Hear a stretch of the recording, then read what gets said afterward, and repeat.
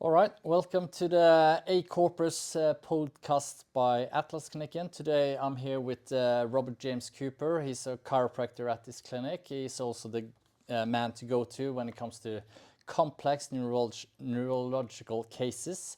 He has in-depth knowledge regarding neurology and attends courses annually. Today's topic is about balance, and when we think and talk about balance, we basically relate that to being able to stand on one foot, maybe with one or two eyes closed, but that's a very simplistic way of thinking about it. So Rob, without further ado, what is balance? So balance is often people don't realize that balance is a coming together in the brain of information from three different places. So if you think that your eyes are feeding back where you are, there's organs in your ear that some people may have heard of as the vestibular system that are also feeding information into the brain. And then there's also information coming from the body that we call proprioception, but there's also some reflexes that we can come into later. But when those all come together, they need to work together. And if they don't work together, then if you, for example, it's almost like a three-leg stool. If one of those legs is shorter, you're going to be starting to fall coming into that. And that's kind of what happens with these. So as I say, when the ear is not functioning properly or feeding back information that isn't correct about where you are, and your body's telling you one thing and your ear's telling you another, that's when people can get dizziness or can fall over or can have different problems like that. Yeah. But also, really importantly, if someone was to take a slight trip or something, to be able to catch themselves in that moment is also part of our balance system. And as far as I understand this mechanism, this is basically a feed forward and feedback mechanisms, which is complex with eyes, ears, and brain. Yes, and, that's correct. Sometimes I tell my patients that it's like a 4G or 5G network, and the quicker it is, maybe we should aim towards 6G in our body. But in terms of like different type of complaints, you mentioned dizziness. Any other typical complaints where this balance system is off? Well, even a lot of people that we see that have stiffness, it can be because their brain isn't feeding back to them exactly where their body is. So they're already in protective mode. You can even find people that have anxiety and the rest of these things, that one of the reasons why they're anxious, apart from all of the other scope of things, can also be that their brain doesn't know where their body is. So there can be many sort of ways that this comes out. And so then it becomes important when people come in to test that to alleviate that, and also for people to test themselves, which we'll get onto later.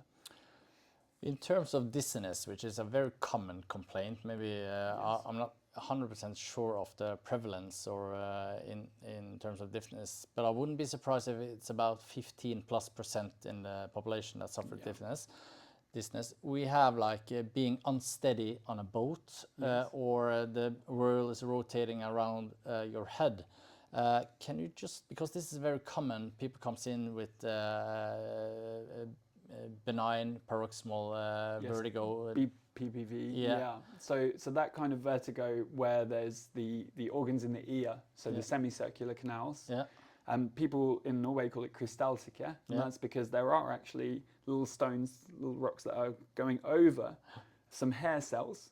And every time they come into these, what we call cilia, then these hair cells feed back information to the brain about where that is. So if you were standing in a lift and the lift starts going down, your brain already knows that it started to go down. You don't need to see that. You could close your eyes and you'd already know you were coming down because you're sensing whereabouts you are. And the same thing that can happen, like if you think about if you've got information coming from your ears and your body, but you're down below deck on a ship, then of course, then you're going to get this situation whereby you might get some seasickness. You come up on deck, you see the horizon, and your brain starts to go, now I know where I am.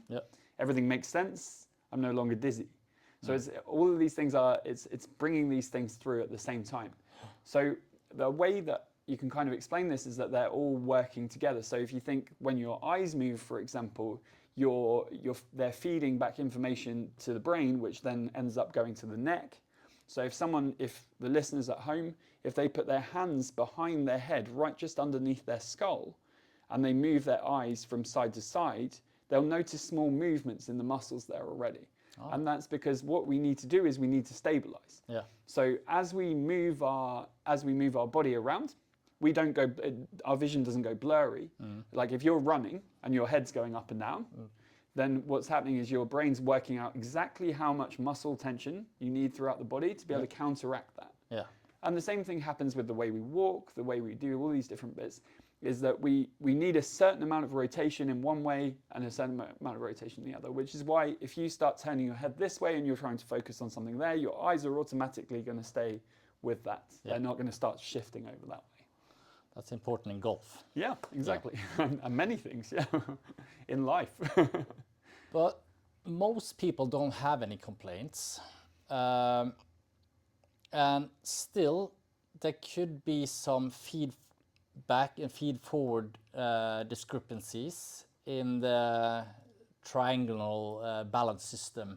Is that common? Do you see balance problems in your clinical practice that patients are not aware of? Yeah, I think a lot of times patients are quite shocked when we test their balance to see how much, especially Norwegians who consider themselves good skiers and the rest of those things. If their balance is off, they really know about it instantly when they see the tests. And there's one simple test where you put the feet together and put the hands across the body and close eyes. And you just give little stimulations, little pushes to the sides. Yeah. And sometimes people just can't find an area of their body. All the rest of the areas of the body are fine, but they just can't work out whereabouts that is. So you can get those, or you can also get something called tandem balance, which is when you put one foot in front of the other, and then you put your hands across the body and you closed eyes. And people very often will sway immediately if they have a problem with the balance. Yeah. And they look at me in disbelief sometimes. And I say, yeah. Because I guess that some people, since you initially talked about neck complaint, they come in with neck complaint, and I guess your routine would be to test for common neck problems, but maybe you incorporate balance as well, and maybe the underlying cause of the neck pain is not computer work or mobile work, but maybe it's a balance issue, and then your approach would then be to target balance with the consequence of reduced neck pain.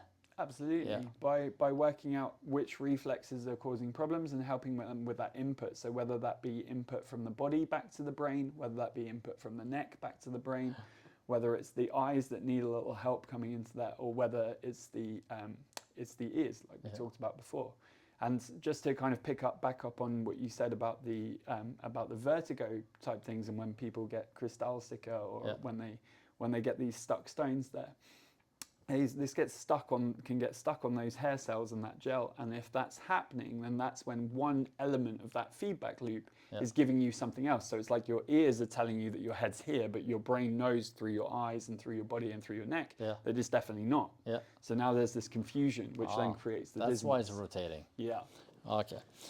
So we're going to come back to testing and exercises on balance, which is interesting and important. But just in simple terms, why is balance so important in our daily life?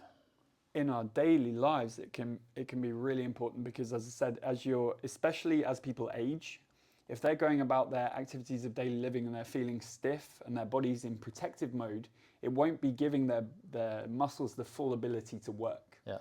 We always say, there's a great quote from a physical therapist called Gray Cook, where he said, the brain is too clever to give the body full horsepower if it doesn't have the brake pads to take it. Oh, okay. Yeah, that's good. And so he's basically saying if the body doesn't feel, or the brain doesn't feel comfortable with what the body's feeding back, it's not going to give you that full power. Yeah. And people are often quite shocked that when you give them back the information that the brain was missing, suddenly the power is back. So it wasn't that they were weak, it's just that their brain switched off selectively different muscles to help them out with that. And that can contribute to all sorts of things, even just low back pain. Yeah. So if we differentiate in terms of that example you just gave, yes. I want full horsepower, but the brain is keeping the handbrake on. If we put one group of elderly people, yes, and why balance is important, and the other group is the top athletes, which need full horsepowers. Talk a little bit about the difference here. Why is this balance so important for older people, and consequences for improper balance or reduced balance? Or so particularly over the age of 65, I'll just check my figures a moment. So the World Health Organization says 28 to 35% of over 65s will have some kind of fall. And then if that fall leads to a hip fracture, that leads to much higher rates of what we call all-cause mortality, or more likelihood that someone's going to die if they have a hip fracture. So the thing is then, it's like, well, okay, well, if that's going to impact that, it's going to impact with disabilities, it's going to impact with all those things. So we want to reduce the likelihood of falls as much as we can. And instead of just removing things from life that are going to create falls, it's better to remove the problem that means that they can't balance. Yeah. So if we have people already that are balancing very well before they hit 65, then of course then it's even easier. And of course, much, much better to not wait until you've fallen before you start training your balance. So I would say for a lot of people, very, very important. Interestingly, we see balance issues more in younger age groups now. And I think that's probably because of the rise of use of devices and smartphones and the rest of this. So our right and left and our coming over is different, that the brain gets much less of a workout than it maybe once did before. Especially if you think that there's people walking around with Google Maps on. Just walking, or any other maps software. Because I also study physiotherapy, and we learn about hip fracture, how dangerous that is for elderly people. It's not because of the fracture, but it's because of the immobility or immobilization afterwards that could lead to blood clot, etc. Absolutely. And of course, the feedback, feed forward, and response system needs to be in order if you, especially in Norway, where we have a lot of snow during winter and it could be icy, etc. You need to be able to react on the different challenges that are out and about. Absolutely. Yeah, Norwegians are actually have some of the highest incidence of falls, probably because of the icy conditions in Western Europe. Yeah. So. In terms of the athletes. Yes. Because in Norway, I know that some of our famous downhill skiers did focus on balance exercises as much as skiing. Yeah. And they got Olympic and world gold medals several times and are known in the whole of the world. But do you think that by focusing so much on balance and body control, the brain basically released more horsepower to them? Most probably, because if you don't have to think about what you're doing, if all your reflexes are just working, now your muscles can work much quicker, much more efficiently. If you're having to think about each step that you take, anyone who has tried, like I have, to learn cross-country skiing after the age of 25 will understand that when you're thinking about it so much, it's not so easy to balance. Yeah. But if you let all your reflexes do their thing, then of course the balance comes. And so that's what it's about, really, is having those reflexes so well trained. Yeah. And it's interesting, actually, because I also get the same thing with some people that work in big business or in banks and the rest of it, where they've got multiple screens. So they need to flick their attention with their eyes from screen to screen. And I joke with them. I'm like, oh, you need the same eye stability and an ability to work with those reflexes as a handball keeper that plays for Norway. Yeah. But it's true. It's actually true, because if they've got 3 screens that they need to focus on, it doesn't surprise me then when they come in with neck pain and shoulder problems, which will come back periodically, because the eyes actually haven't stabilized themselves. And so when you finally get that rehab done, and at the same time as you've got the right treatment for the neck and the rest of those bits, that's when they finally get that moment where they're like, oh, now I feel like everything's working for me. So, do I understand you correctly? If our cross-country sprinters, if they focused maybe 20 to 30% more on balance, they will probably pick up more gold medals. Well, it's hard for Norway to pick up more gold medals in the skiing, I'm sure, but yeah, Let's say Sweden then. I think, yeah, well, I think if everyone works on their balance, they will be able to reach their potential. Yeah. And that's the biggest thing, I think. Okay.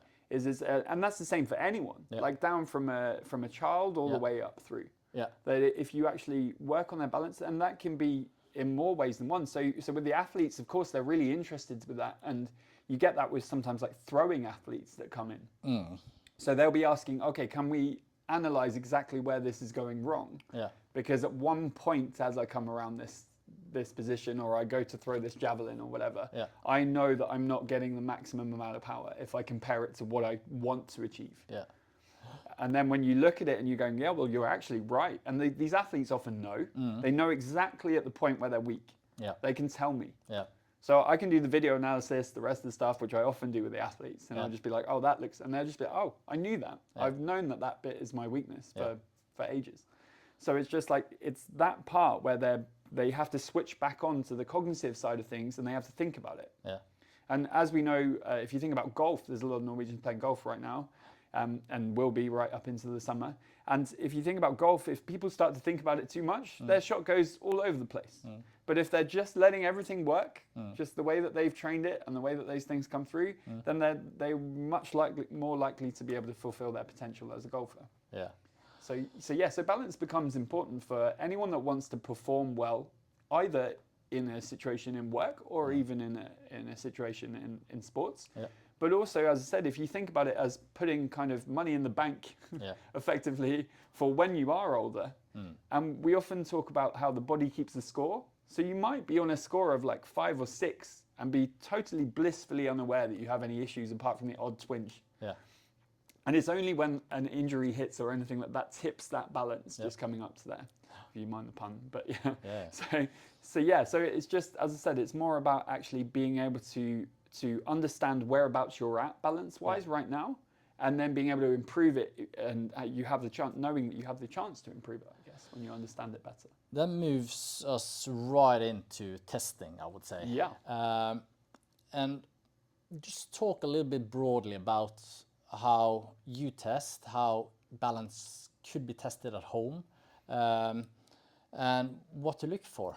So one thing I'm just going to say before we start talking about people testing their balance is just make sure there's like a countertop or a doorway or something that you can, if you're going to start closing your eyes or balancing on one leg or any of those things, then of course make sure something's there so that you're safe. We don't want anyone coming into the clinic falling over doing a balance test.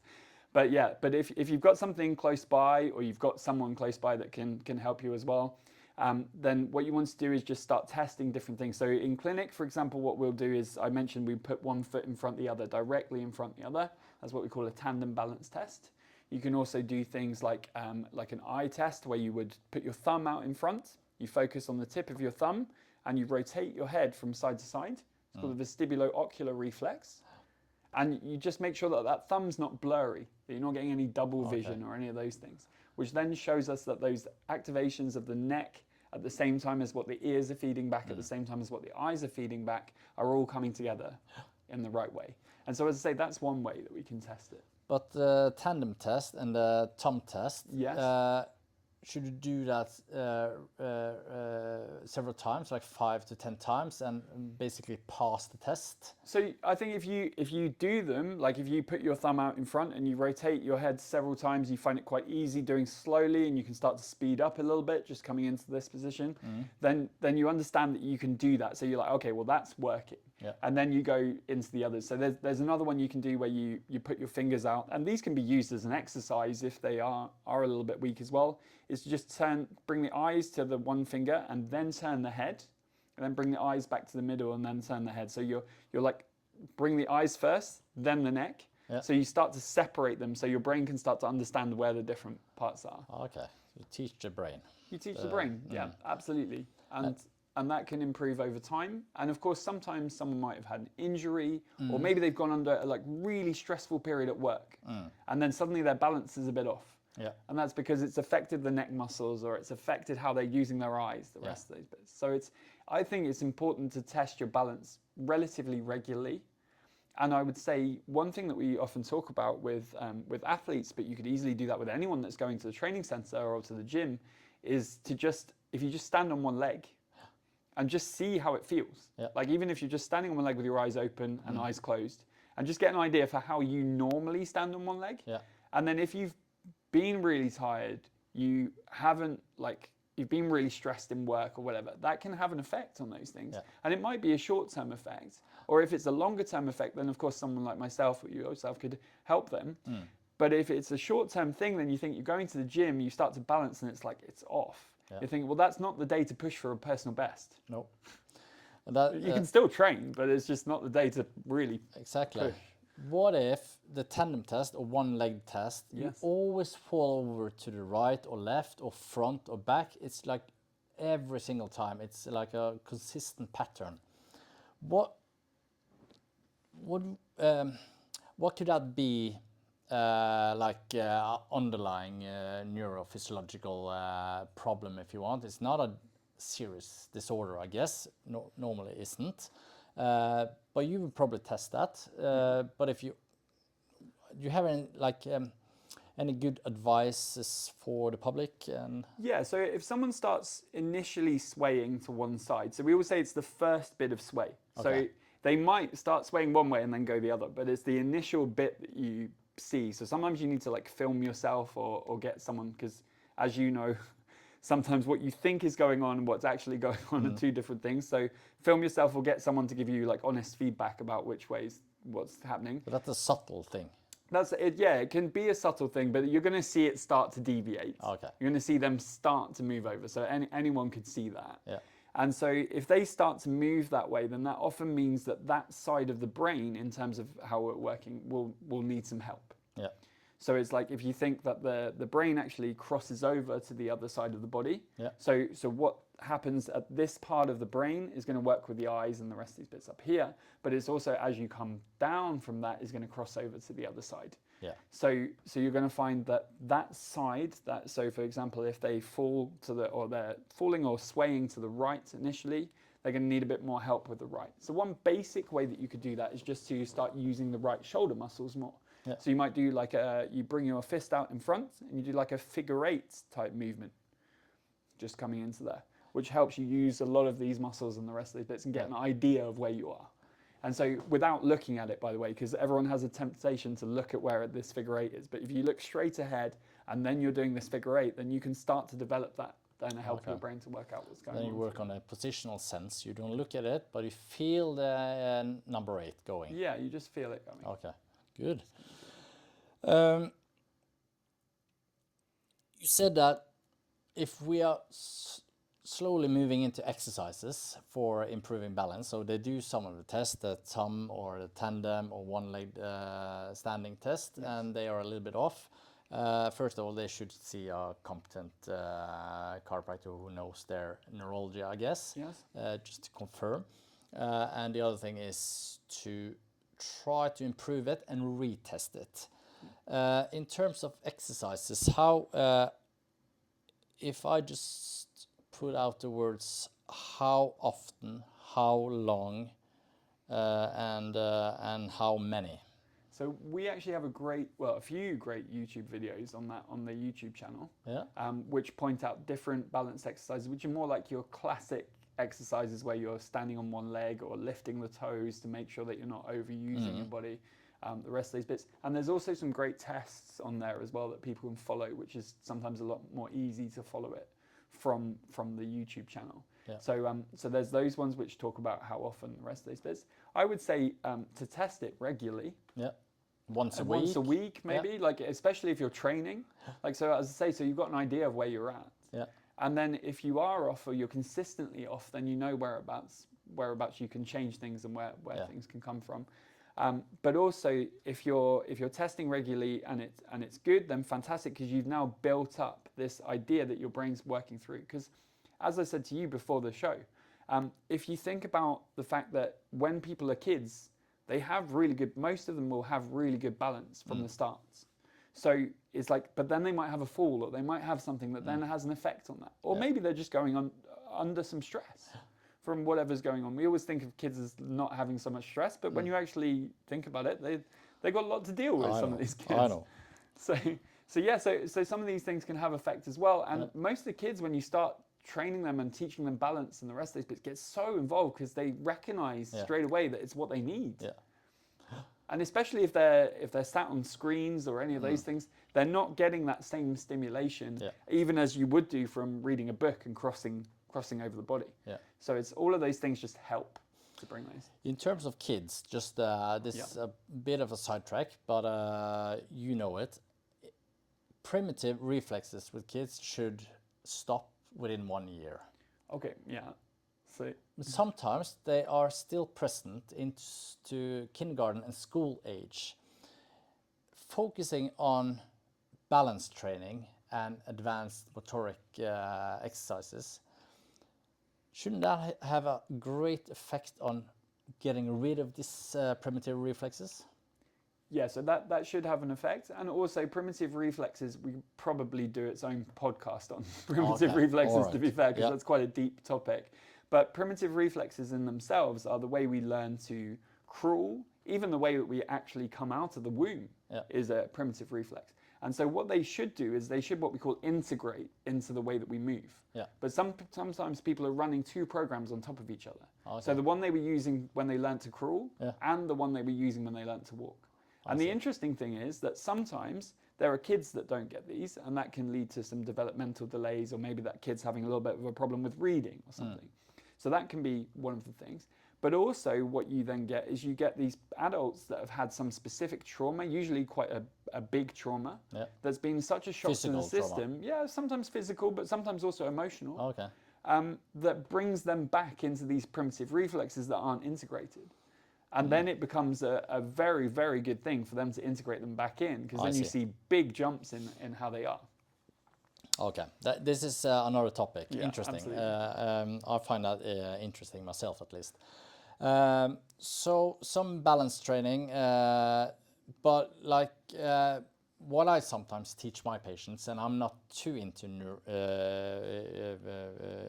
neurophysiology treatment, even though I know a little bit. I talk to patients about just standing on one foot with one eye closed and brush your teeth.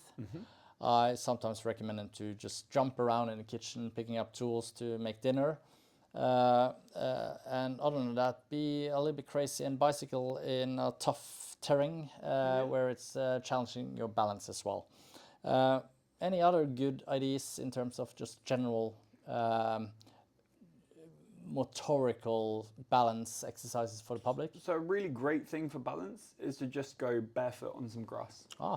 Because then you're getting lots of stimulation from the feet and the rest of those bits. So as you're walking, so if you're out in the garden or whatever, if you can go barefoot a little bit, then it can go up through there. I actually did it the other day when I was thinking about some bits that I was talking to my kids about, and I just started to climb the tree that we needed to look at to see what was going on, and I just thought I'll just do it barefoot, and it was such a good stimulation just coming through there. And so we often kind of case our feet in these shoes and the rest of these bits, but they work so much better, and with balance work so much better if they're getting different ideas. So especially if you've got some grass that's fine and safe to just go and stand on and walk around. And also just taking your socks off sometimes and walking around the house can be just a very good start. Just need some sensoric, skin touch towards the surface, whatever way you do it. And then also sometimes just because we don't often do this unless we're doing like push-ups or anything, but also having your hands and feet on the ground. Doing like bear crawls or different things like that can be really great stuff for moving those bits around. So we should basically wash our house like we did before, on all four, not using the robot machine. Well, that's exactly it. We get these things that make life easier, but then we have to make up for that, because that does have an effect in the long term on what we're actually using our balance for. Interestingly, when we're talking about the elderly before, I had a patient once who was 90 years old, and I was just looking at his balance, and I'm going, this is some of the best balance I've seen. Like, I saw a 21-year-old earlier that had way worse balance than you, And I was like, how on earth does that happen? He was a wicket keeper in cricket, which means that you stand behind the wickets and you get ready to catch. So you throw yourself from one side to the other. You're almost always in a squat.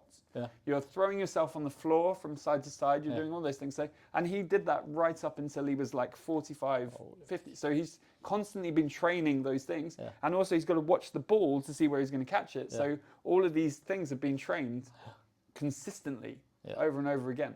And as a result, he was so strong for a 90-year-old. It was incredible, actually, to test him. Oh, he's done that lifelong, and he will never break his hip.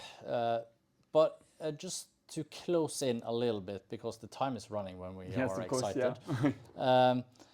How many weeks does it take to improve your balance if you consistently train 5 minutes a day? So what we see with patients here is as long as the brain understands what's coming, so sometimes if those tests are consistently weak, then of course we need to change something first.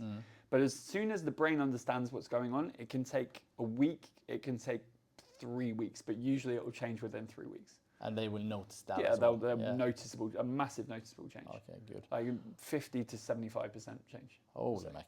Yeah. All right. This time, Rob, because this is complex, I would ask you to quickly and easy, like you would talk to my mom, sum up the take-home message from today's podcast. So it's just to know that balance isn't just standing on one foot. It's actually coming from the eyes, the ears, and the body, and how they've all got these reflexes that are coming back together. And if they're all working well, they allow us to work well without having to think about it. And so in that case, we can go about all the things without worrying about falling, without having to work on these things. And one thing I must say is all of this stuff is reversible. Like unless someone has a really, really bad condition, which they would know about, that's created a problem with their balance. For the rest of us, it's always reversible. And even the people with bad conditions can sometimes improve by 10, 20%. So. Interesting. It's so interesting. And as we need to talk more about balance, reflexes, testing, but it's been half an hour already, and I feel that we just started. Yeah, absolutely. All right. Thank you guys so much, and we will get a grip and post or more podcasts more frequently in the future. All right. See you later.